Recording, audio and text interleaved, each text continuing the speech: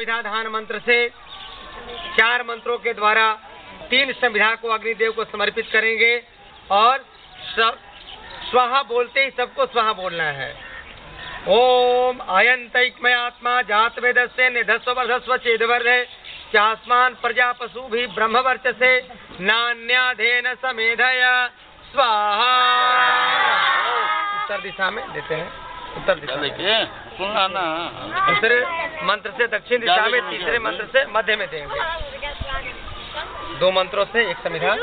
ओम समिधाग्नि दुवस्यत घृते बुद्धयात से आस्विनभ्या जुहोतनः स्वाहा इदमग्ने नमः। ओम सुमिध्याय शोचिसे घृतम तीव्रम जुहोतन अग्ने जात वेदसे स्वाहा इदमग्ने जात वेदसे नमः।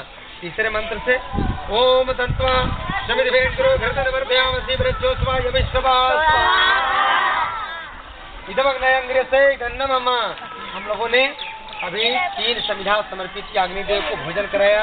हे अग्निदेव, आप पूरे अखंड और प्रचंड भाव में हम सब के दुखों का, कष्टों का हरण करिए।